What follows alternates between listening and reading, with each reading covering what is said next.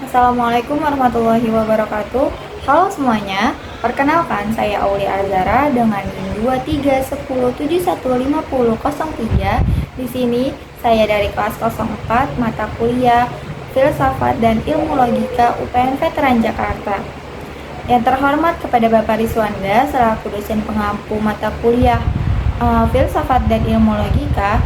Pada kesempatan ini saya akan menjawab pertanyaan-pertanyaan yang Bapak telah ajukan.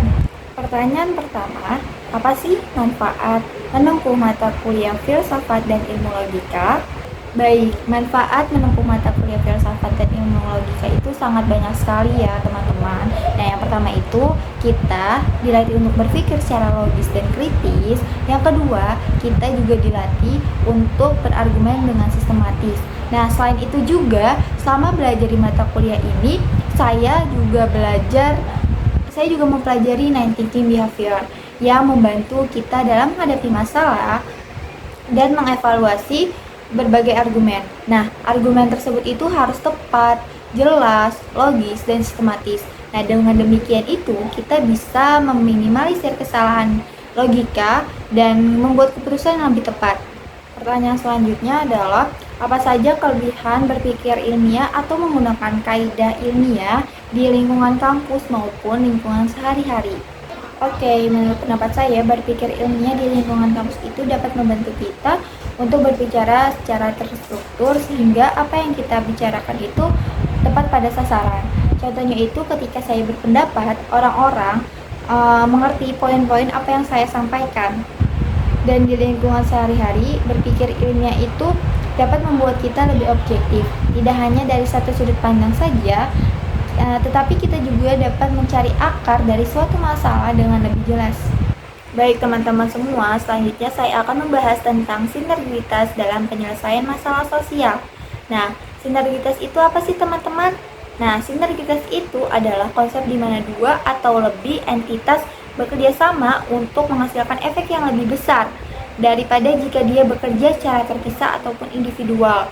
Nah, dalam konteks penyelesaian masalah sosial, sinergitas ini memerlukan kolaborasi dari berbagai pihak. Di antaranya itu termasuk individu, kelompok masyarakat, organisasi pemerintah, dan organisasi non-pemerintah. Nah, tujuannya itu apa sih teman-teman? Nah, tujuannya itu untuk mencapai solusi yang efektif dan berkelanjutan. Dalam ranah ilmu filsafat, sinergitas ini dapat dilihat sebagai upaya kolektif yang melibatkan berbagai perspektif dan pendekatan untuk memecahkan masalah yang kompleks. Nah, contohnya ini, masalah sosial seringkali kita lihat tidak dapat solusi atau tidak dapat diselesaikan oleh satu pihak saja. Karena sifat dari sinergitas ini itu mereka merupakan sifat yang multifas atau berakar pada berbagai faktor.